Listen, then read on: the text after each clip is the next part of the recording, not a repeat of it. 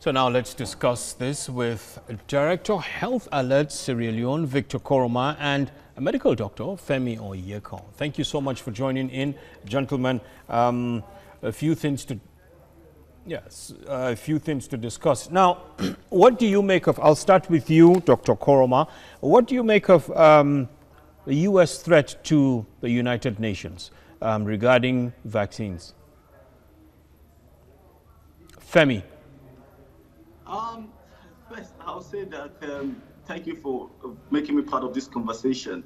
I'll say the U.S. threat to WHO is absolutely a sad development. That at this point where America contributes about $400 million annually to WHO, if that is cut off at a point where WHO needs to stand up and fight for some of these countries that are very vulnerable, it will be a huge disaster. But as much as I say this, it is also one of my own strong reservations that at the outset of this crisis, WHO should have sent an independent body to assess what China was doing. Because if it was looking like WHO was swallowing everything hook, line, and sinker, it's just absolutely not unacceptable. I was reading one of the reports on the guidance from one of the leading Australian epidemiology experts that said that the WHO president is not to be blamed for this crisis. Absolutely, I agree. But what I'm saying is that the structures of WHO should have at least sent an independent body to China to assess what China was doing, because to a large extent, China has been quite not too transparent when it comes to global affairs. Yes, exactly. That is why the U.S. thinks that the UN was taking sides with China, because it was just okaying everything China said, somehow at the expense of the U.S. And I guess that's why things are the way they are. Now, tell me, what do you think the UN's position is on, finding other scientific researches in Africa, for instance, towards finding an end to this pandemic? I'll be very honest with you. When we're talking about scientific research and innovations, we should be honest about where we are in Africa as regards to developments. We're consuming nations. We have not gotten to that point where we lead innovation. Imagine all the computer accessories, all the medications we are using are from diaspora, from America, from China, from UK, and even right now, the 5 leading vaccines that are looking like they are possible solutions to COVID-19. 3 is being done in there are 3 trials in the US. There's 1 in UK and there's 1 in China. There's none in Africa. So if you're going to tell me at this point where the whole world is begging that Africa should now step up to the ball where in time past we haven't, I'll say that we should do it cautiously. If you're looking for solution from Africa, I think that is going to contribute to the solution of COVID-19. It should be done cautiously.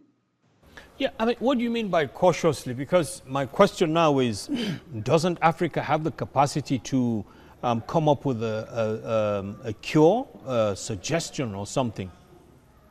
I'll say that if you look at solutions that have been coming up from Africa, that if you look at, I know there is one trial going on in Senegal, which is still at the very elementary stage. There's some other trials going on in South Africa, which is also at elementary stage. I'll say that with over 4 million people affected, we need something a little speedy. But I'm also saying this, being an African, that I know that there are intellectuals in Africa that are willing to dive into deep waters to see if they can come up with something. But I'm saying that it shouldn't be an acute plan. It should be a long-term plan. That there should have been a long-term plan in place to get Africa to the forefront of pandemic fight, and then we can then start contributing actively to global solutions. But in the meantime, where we are all out to look for a credible a golden bullet solution. It's going to be difficult. I am an optimistic African, but I'm saying that it's going to be difficult for Africa to give us that golden bullet. Do you think, still on this and still on Africa, Madagascar came up with the COVID organics. Do you think that should be given attention by the UN? Well, I'll say that anything that alleviates the problem should be given attention. But I'm also saying this, working in an hospital that I've seen COVID patients survive, I've seen COVID patient thrive. I'll say that. And I'm also doing this with a deep sense of epidemiology, knowing fully well that 20 years ago, when there was an outbreak of HIV, the whole world was looking at this lens of vaccine. We wanted a vaccine for HIV. But eventually, it turns out that HIV was a kind of virus that destroyed T cells, which could not keep a memory, it destroyed T cells, which T cells is responsible for memory keeping and then help cells that in case the virus comes all the time, they can put up a response. But HIV did not follow that pattern. HIV, at a point, we've lost so much lives before people started looking at the aspect of let's look for drugs that can at least reduce the symptoms, then look for drugs that can, even if can cause some changes to the DNA. And then people started realizing that drugs at least can reduce the viral load. That's what I'm saying, that we shouldn't look at this thing from a single lens. If Africa has a solution that is working, it should be put on the table and should be proven scientifically. Scientifically, we don't want a situation where they say that, like I heard there was a scientist in Nigeria, they call him Abalaka, that said that he's come up with. That's the same way people can come up with different kind of stuff that are not scientifically proven. But what I'm saying is, if what you're putting on the table is going to affect life, and it's possible of making somebody to lose their life. Look at hydroxychloroquine, for example, when Trump initially popped out with the fact that hydroxychloroquine was the game changer in dealing with COVID-19. Eventually, people realized that if you give hydroxychloroquine to people who already have symptoms, it just makes them to be moved to intensive care and they are going to die quicker. As opposed to what we have now realized about hydroxychloroquine is that if you give it as a prophylaxis, that somebody doesn't have any symptoms of COVID. let me cut you short now, and we're running out of time. I have one more question. Going back to the U.S. and the UN, what do you think if the U.S. pulls out, stops the funding and pulls out of the UN? What do you think it would be the future of the UN? The future of WHO, it will be sad. It will be sad. But I think that that's not going to happen. I'll explain myself. That U.S. have very developed institutions that are independent of Trump. And that from what I was trying to gather from the Guardian today, that for you to stop any international funding for all these international organizations is the Congress that has to approve it, not the president.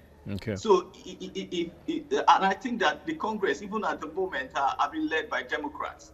So, which to a large extent have been very sympathetic towards United Nations, WHO, World Health, World Bank. So that's not going to happen. But the fact that Trump is making this, I think for his re-election purpose, let me be honest, he needs a scapegoat so that there can be a distraction and allow him to have a good campaign for his re-election. But I don't see that happening.